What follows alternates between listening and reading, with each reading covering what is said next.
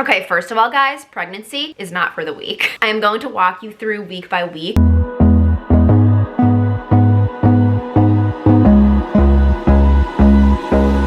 Hey guys, welcome back to another episode of my life. In today's video, I am filming my first trimester recap. Filming this feels so surreal to me. I am still in denial that I am pregnant. If you missed the announcement in last episode, I obviously am pregnant. I am almost 13 weeks today. However, we did go through some hurdles to get here, so I am still in disbelief that I even am pregnant. I just have so much gratitude every single day from the moment I wake up to the moment I fall asleep. And I just had to highlight that because having a baby is an absolute miracle and I'm living a dream that I never thought would come true. So with that being said, I wanted to tell you guys all about my first trimester experience. As you know, everyone who is pregnant experiences vastly different symptoms, adverse effects, but hopefully it's informative, resourceful if you are pregnant or trying to become pregnant or even thinking about becoming pregnant.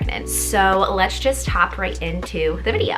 Okay, first of all, guys, pregnancy is not for the weak. I am going to walk you through week by week of everything that I was feeling and all of my symptoms, cravings. You're gonna get all of the jam-packed information in this one video, but I will start from when I first found out that I was pregnant. So I found out that I was pregnant just a couple of days before I was officially 4 weeks. However, when I was testing, I had absolutely no symptoms and my period was expected to come within 5 or 6 days of that time. Usually when I do get my period, about a weekish before, I get super tender breasts and I get very lethargic. Obviously my body is just starting to prepare for my menstrual cycle and I didn't have any symptoms, which was the first inclination that maybe I should test if I was pregnant because I wasn't on my regular timeline that I usually was on. At the 4-week mark, I did experience some very tight cramping, pinching, pulling feeling near my uterus area. It was very different from period cramps. You can definitely tell between period cramps versus implantation cramping, which I believe that is what I was experiencing.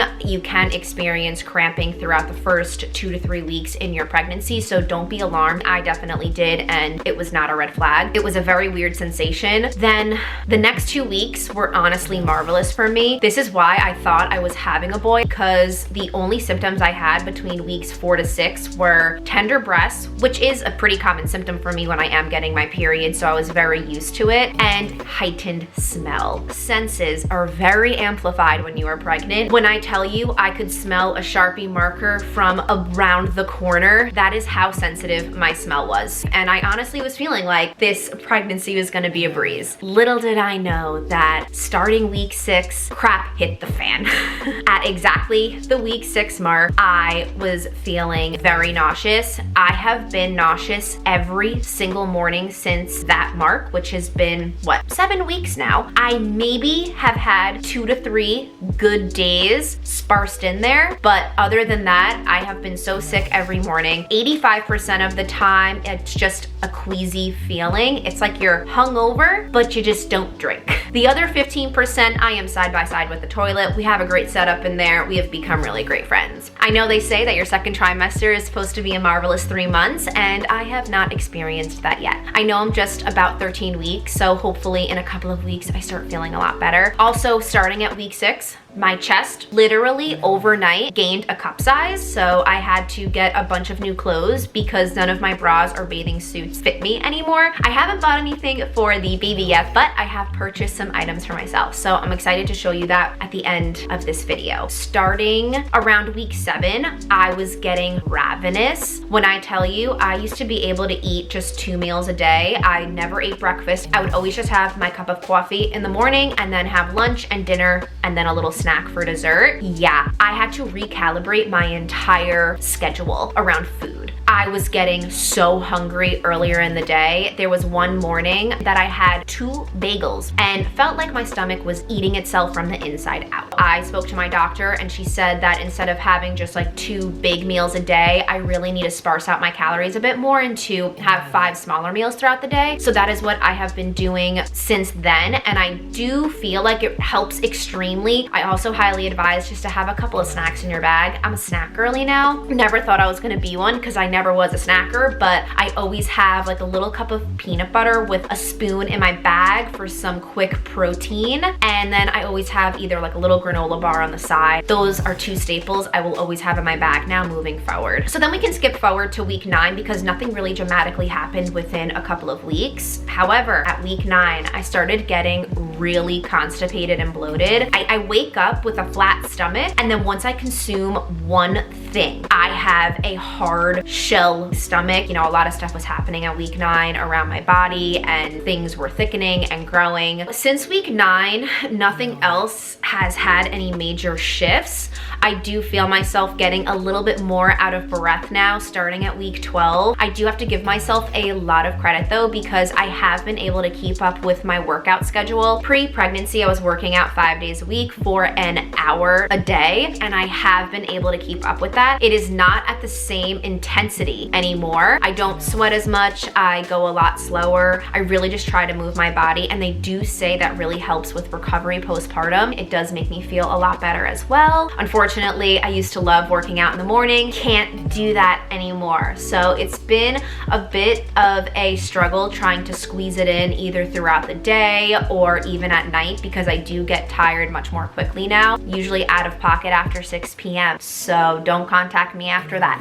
Try to work out if you can. If you can't, give yourself grace. It's totally fine. Another thing that I wanted to touch on that everyone is always so curious about are food cravings and aversions. Contrary to popular belief, I have none. I have not been gravitating towards any sort of food or flavor profile, and I have not had an aversion to anything. I know when my mom was pregnant, she was highly rejecting coffee, and that is one thing that I look forward to every single morning and am able to take down. So I am so happy. I still love my morning cup of coffee, and now that I am in my 2nd trimester, hopefully I am over the hump of all of the little crazy aversions that you can experience. I would say I just add more salt to things, and the past few weeks, I think because I am super dehydrated, one thing about morning sickness is I can no longer drink water before I consume food in the morning, or I vomit it up. I have been a lot more dehydrated because pre-pregnancy, I always drank a lot of water. I always was hydrated, never really parched. Now I am feeling so much more parched that I have been eating a lot more fruit, and I think it's because it, 1, puts something in my stomach, and 2, the like fresh watermelon, oranges, grapes, they're filled with water, so it's been very quenching. But other than that, I can't pinpoint a specific food that I enjoy every single day. Every week I just pick something new at the store that I think I'll like, and I'm telling you, your senses are so amplified that everything tastes so good when you're pregnant.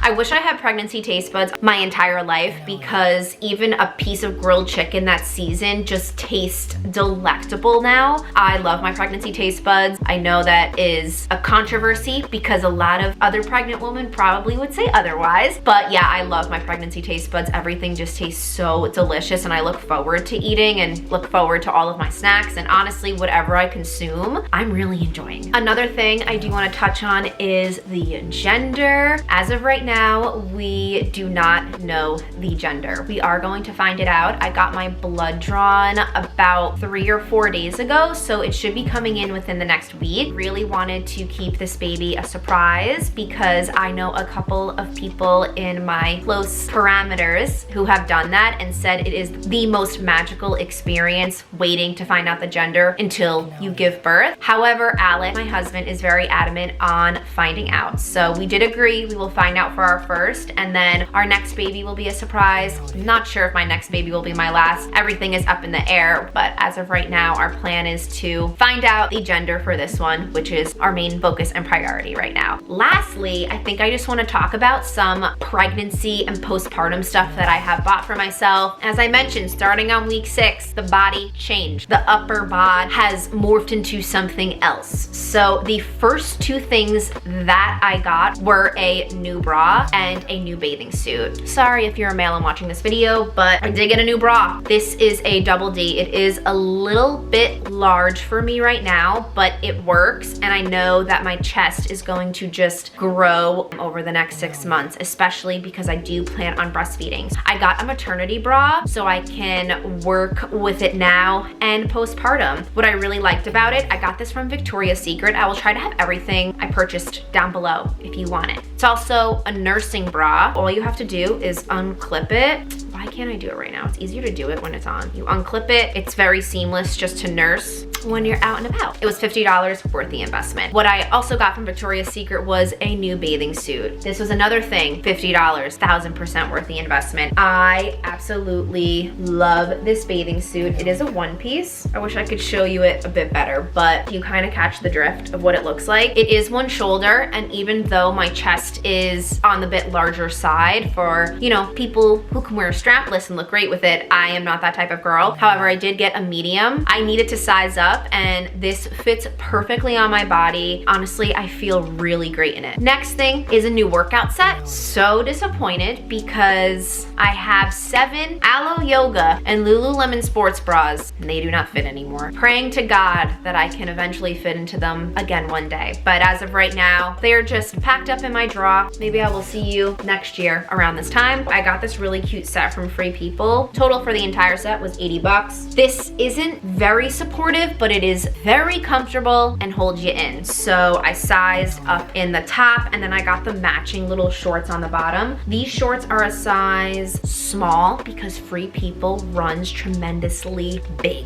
These don't even fit me right now. However, I have room for the next 3 months of summer to fit into these. Next thing is just from the Gap. Cute little shorts, very comfortable. When you are pregnant, all you care about is the fabric quality. It's super soft, super stretchy. Okay, last 2 items that I got. One of them is a pair of Lululemon Aligns in a size bigger than I usually am. I am hoping I can wear these in like September and then also wear them postpartum, because postpartum is going to be in the deadbeat of winter for me because I am having a December baby. Should have mentioned that before. I have heard to make the best out of postpartum is to always feel good about yourself, and the Lululemon Aligns, you know I'm the biggest Align advocate if you didn't know. They make me feel fantastic. I can maybe wear these in the fall, probably not, but definitely postpartum. I wanted to get a pair, and Alec was so sweet and got me a pair. Then the last thing I have is for my 3rd trimester and postpartum. I got a pair of pajamas. They were on super sale at Victoria's Secret. Oh my God.